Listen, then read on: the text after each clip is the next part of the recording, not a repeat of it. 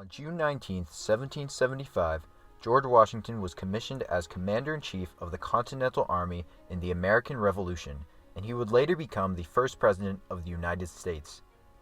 But who was this guy, and why was he appointed as leader? We will be discussing Washington's early rise to fame in this video. George Washington was raised in a middle-class plantation in Virginia. When he was only 11, his father died, so his older brother Lawrence took care of him. Lawrence was married to the daughter of Colonel William Fairfax, and he owned a large plantation called Mount Vernon. Unfortunately, Lawrence died of tuberculosis, so a 20-year-old George Washington became head of one of the most prominent estates in Virginia. Before he died, Washington's brother was an officer for the British and a military adjutant for Virginia. Basically, the job of an adjutant was to discipline and teach the militia. It was common in the 1700s for these positions to pass down with families. So at only 21 years old, Washington was given the rank of Major Adjutant in the Virginia militia by the governor. In the 1740s and 50s, tensions grew between England and France over western land, especially in the Ohio River Valley. In fall 1753, the governor of Virginia, Robert Dinwiddie, sent a 21-year-old Major Washington to Allegheny, Ohio, to tell the French to leave the area. After reluctance from the French to accept Washington's message, Washington decided to return to Dinwiddie because he suspected a French attack was imminent. It was here that Washington became somewhat of a celebrity for his harrowing journey back to Virginia. He traveled 900 miles, hiking through cold, snowy woods.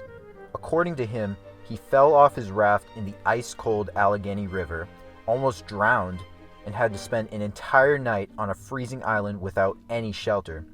Washington's account of the journey was later published by Governor Dinwiddie in Williamsburg, Virginia, and in London. By age 22, George Washington was known internationally as a brave figure. Soon after, Washington was promoted to lieutenant colonel and sent by Governor Dinwiddie with 150 men to fight the French in the Ohio area. After some skirmishes in Jumonville, Washington's men retreated to Fort Necessity, a small and simple fort that stood in an open field and was pretty futile against a sustained French offensive. It is unclear who shot first in these skirmishes, however this would be the beginning of the French and Indian War. 500 French soldiers along with 100 natives surrounded the fort on July 3rd, using the trees for cover. After many casualties, Washington surrendered for the first and only time in his military career. Ironically, on July 4th, his depleted army left the fort in defeat to return home.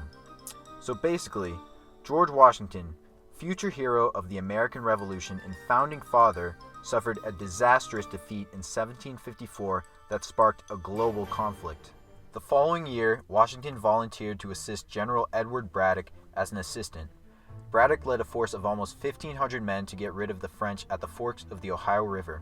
At this point in time, Washington was seen as an incompetent leader for his defeat at Fort Necessity the previous year, and he was looking to restore his reputation. On July 9, 1755, the group was attacked by the French, and most officers, including Braddock, were killed. Faced with an army in panic and disarray, and once again surrounded by the enemy, Washington, a volunteer with no real position on this mission, began giving the soldiers orders riding up and down the battlefield. In this battle, his horse was shot down from under him, but instead of running, he got on another horse, and when that horse was shot down, he got on another. Not only that, by the end of the battle, Washington had 4 bullet holes in his jacket that managed not to hit him. And above that, Washington was still recovering from a terrible case of dysentery, an intestinal infection that had him immobile for 10 days before the battle. Although by the end of the battle 977 of Braddock's men were killed, Washington rose to the status of a hero for saving his men from total annihilation. These stories seem a little far-fetched, considering many of them come solely from Washington's perspective. Nevertheless, when Great Britain blamed the colonials for the disaster, the people of Virginia rejected being a scapegoat and embraced Washington as their hero. They then promoted him to be commander of all Virginian forces at only 22 years old. This gave him experience for commanding and training forces that would help him 20 years later as leader of the Continental Army in the American Revolution. The French and Indian War would end in 1763, and England would tax the colonies, and well, I guess you could say the rest is history. So, were Washington's heroics all true?